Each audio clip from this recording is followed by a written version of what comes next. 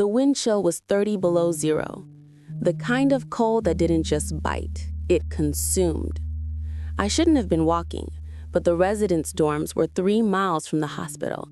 The L train was frozen solid, and my shifts ended when the attending physician said they ended. My name is Dr. Nia Washington. I'm a third-year surgical resident, currently running on 4 hours of sleep and drowning in $324,000 of student debt. I didn't know it yet, but that debt was about to become the least of my problems. I took the shortcut through River North, an alley usually filled with delivery trucks. Tonight, it was a wind tunnel of ice. Then I saw the red glow, taillights, a car, sleek, low to the ground, probably worth more than my parents' entire house, was wrapped around a concrete pylon. The driver's side was crushed. The training kicked in. The exhaustion vanished. I ripped open the passenger door. He was young, maybe 22. Expensive cashmere coat ruined by blood. He wasn't breathing right. Short, shallow gasps. His lips were turning blue. I checked his pulse. Thready, fast. I leaned across the console, pressing my ear to his chest. The left side was silent. Tension pneumothorax, I thought. Collapsed lung. Air is building up in his chest cavity, crushing his heart. If I don't release the pressure in 3 minutes, he's dead. I didn't have a chest tube. I didn't have an ER crash cart. I had a blizzard and a backpack. "Stay with me," I yelled over the wind, positioning him flat. My hands were numb, blocks of ice. I fumbled in my bag, grabbing a large bore angiocath needle, something I'd accidentally pocketed during rounds. It wasn't enough, but it had to work. I ripped open his shirt. Second intercostal space, mid-clavicular line. I didn't hesitate. I plunged the needle in. A sharp hiss of escaping air cut through the sound of the storm. His chest heaved, a real breath. His color started to return. I was stabilizing the needle when the alley suddenly flooded with light. It wasn't an ambulance. 3 black armored SUVs mounted the curb, blocking both exits. Before the wheels stopped rolling, doors flew open. 4 men in tactical gear, carrying weapons that were definitely not standard issue for Chicago PD, surrounded the crash. They were speaking rapid-fire Korean into wrist mics. I froze, hand still on the patient's chest. A gun barrel turned in my direction. Then the center vehicle opened. The man who stepped out didn't look like he belonged in a blizzard. He looked like he owned the blizzard. Tailored wool coat, not a snowflake out of place. He walks right past the armed guards, his eyes dark, calculating, utterly devoid of warmth, locked onto the young man in the car. Then they locked onto me. "Step away from him." He didn't shout. He didn't have to. This was a man used to being obeyed instantly. If I move, the air enters his chest cavity again and his heart stops. He needs a hospital now, I said, my voice shaking but firm. The guards tensed. Nobody said no to this man. He stopped 2 feet from me.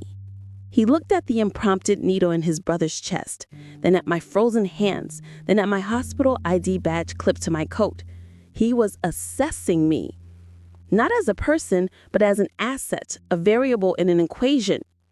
Ji-hoon, is he stable?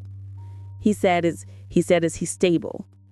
For now, I replied, but he's critical.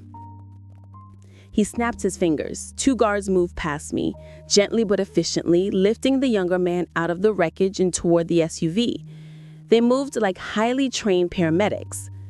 The man finally looked me in the eye. It felt like standing in front of a high-speed train. "You're a resident at St. Jude's, Dr. Washington." "How do you—" He interrupted.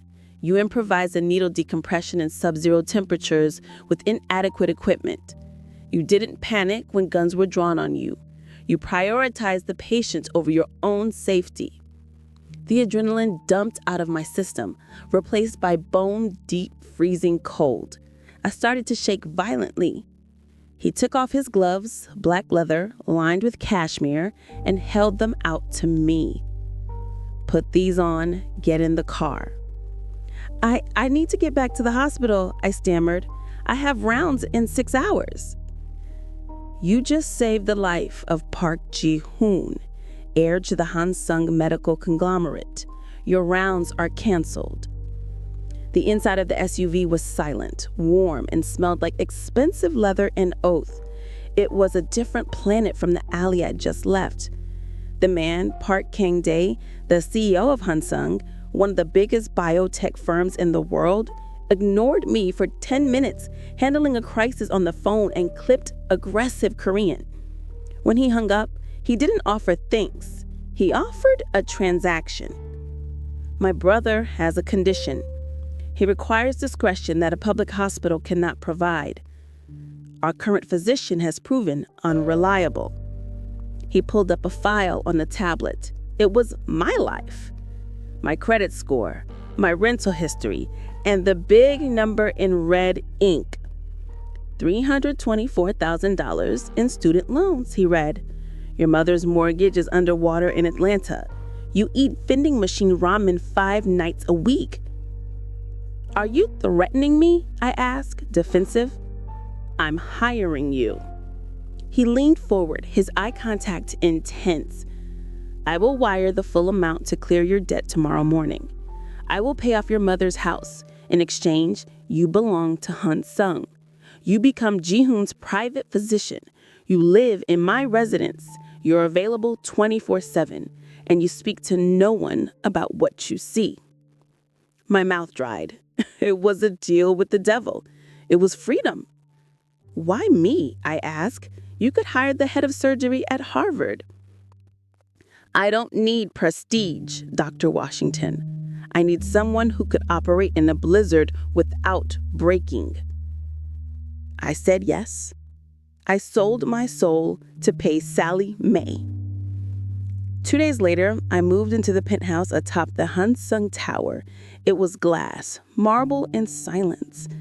It was bigger than my entire apartment building, yet it felt suffocating.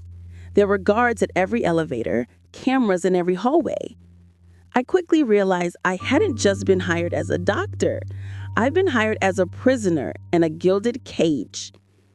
Ji-hoon, the brother I saved, was sweet, a gentle artist trapped in a family of corporate sharks.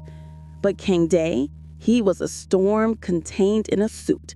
He treated me like expensive medical equipment, necessary but impersonal. But sometimes, I'd catch him watching me when I treated his brother. His gaze wasn't cold then. It was hungry and terrified. A weekend, I realized why they needed a private doctor. It wasn't just Ji-hoon's condition. I was treating cuts that looked like defensive knife wounds. I was managing stress ulcers in a 25-year-old. And the medical supply closet, it wasn't stocked for the flu. It was stocked for war zone. Atropine injectors for nerve gas, hemostatic gauze for gunshot wounds. I confronted Kang-Dae in his study one night. "You didn't hire me for a sickly brother. You hired me for a combat medic. What is this? Are you mafia?" "Do not use such crude American terms. We are a corporation. But at our level, the line between business and warfare is non-existent." He stepped closer, invading my personal space. His scent of cologne was intoxicating, dangerous.